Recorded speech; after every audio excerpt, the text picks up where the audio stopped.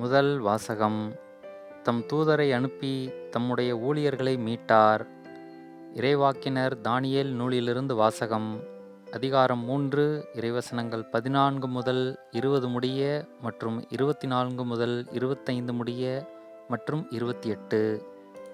அந்நாட்களில் நேபுகத்நேசர் அவர்களை நோக்கி, சத்ராக்கு, மேசாக்கு, அபெத்நேகோ, நீங்கள் மூவரும் என் தெய்வங்களை வணங்கவில்லை என்பதும் நான் நிறுவிய பொற்சிலையை பணிந்து தொழவில்லை என்பதும் உண்மைதானா? இப்பொழுதாவது எக்காளம், நாதசுரம், யாழ், கின்னரம், வீணை, பைக்குழல் முதலிய எல்லா வகை இசைக்கருவிகளும் ஒலிக்க நீங்கள் தாழ விழுந்து நான் செய்து வைத்துள்ள சிலையை பணிந்து தொழத் தயாராய் இருக்கிறீர்களா? தொழாவிட்டால் அந்த நொடியிலேயே எரிகிற தீச்சுளையில் தூக்கி போடப்படுவீர்கள். உங்களை என் கைகளிலிருந்து தப்புவிக்கக்கூடிய தெய்வம் ஒன்று உண்டோ என்றான். சத்ராக்கு, மேசாக்கு, அபெத்நேகோ என்பவர்கள் நேபுகாத்நேசார் அரசனை நோக்கி பதில் மொழியாக, இதை குறித்து நாங்கள் உமக்கு மறுமொழி கூறத் தேவையில்லை. அப்படியே எது நிகழ்ந்தாலும் நாங்கள் வழிபடுகின்ற எங்கள் கடவுள் எரிகின்ற தீச்சுளையினின்று எங்களை மீட்க வல்லவர். அவரே எங்களை உம் கைகளினின்றும் விடுவிப்பார். அப்படியே அவருக்கு மனமில்லாமல் போனாலும், அரசரே, நாங்கள் உம்முடைய தெய்வங்களை வழிபட மாட்டோம். நீர் நிறுவிய பொற்சிலையையும் நாங்கள் தொழப்போவதில்லை. இதோ உமக்கு தெரிந்திருக்கட்டும் என்றார்கள். இதை கேட்ட நேபுகத்நேசர் அரசன் சத்ராக்கு, மேசாக்கு, ஆபெத்நேகோ ஆகியோர் மீது வெகுண்டெழ அவனது முகம் சினத்தால் சிவந்தது. வழக்கத்தை விட 7 மடங்கு மிகுதியாக தீச்சுளையை சூடாக்கும்படி அரசன் கட்டளையிட்டான். பின்னர் சத்ராக்கு, மேசாக்கு, ஆபெத்நேகோ ஆகியோரை கட்டி எரியும் தீச்சுளைக்குள் தூக்கி போடுமாறு தன் படைவீரர்களுள் வலியவர் சிலருக்கு கட்டளையிட்டான். அப்பொழுது நேபுகத்நேசர் அரசன் வியப்புற்று விரைந்தெழுந்து தன் அமைச்சரை நோக்கி, 3 பேரைத்தானே கட்டி நெருப்பினுள் எறிந்தோம் என்றான். ஆம் அரசரே என்று அவர்கள் விடையளித்தனர்.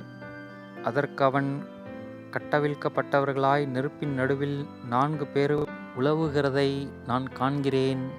அவர்களுக்கோ ஒரு தீங்கும் நேரவில்லையே.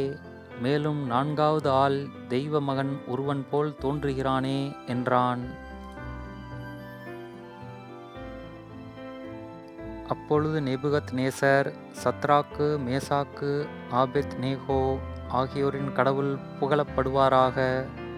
தங்கள் கடவுளை தவிர வேறெந்த தெய்வத்தையும் பணிந்து தொழ மறுத்து அரசனது கட்டளையையும் பொருட்படுத்தாமல் அவர் மேல் நம்பிக்கை வைத்து தங்கள் உடலை கையளித்த அவருடைய ஊழியர்களை அவர் தம் தூதரை அனுப்பி மீட்டருளினார் என்றான். இது ஆண்டவரின் அருள்வாக்கு. இறைவா, உமக்கு நன்றி. நற்செய்தி வாசகம். மகன் உங்களுக்கு விடுதலை அளித்தால் நீங்கள் உண்மையிலேயே விடுதலை பெற்றவர்கள். யோவான் எழுதிய தூய நற்செய்தியிலிருந்து வாசகம். அதிகாரம் 8, இறைவசனங்கள் 31 முதல் 42 முடிய. அக்காலத்தில் இயேசு தம்மை நம்பிய யூதர்களை நோக்கி, என் வார்த்தைகளை நீங்கள் தொடர்ந்து கடைபிடித்து வந்தால் உண்மையில் என் சீடர்களாய் இருப்பீர்கள். உண்மையை அறிந்தவர்களாயும் இருப்பீர்கள். உண்மை உங்களுக்கு விடுதலை அளிக்கும் என்றார். யூதர்கள் அவரை பார்த்து, உங்களுக்கு விடுதலை கிடைக்கும் என நீர் எப்படி சொல்லலாம்? நாங்கள் யாருக்கும் ஒருபோதும் அடிமைகளாய் இருந்ததில்லை. நாங்கள் ஆபிரகாமின் வழிமரபினர் ஆயிற்றே என்றார்கள். அதற்கு இயேசு, பாவம் செய்யும் எவரும் பாவத்திற்கு அடிமை என உறுதியாக உங்களுக்கு சொல்கிறேன். வீட்டில் அடிமைக்கு நிலையான இடம் இல்லை.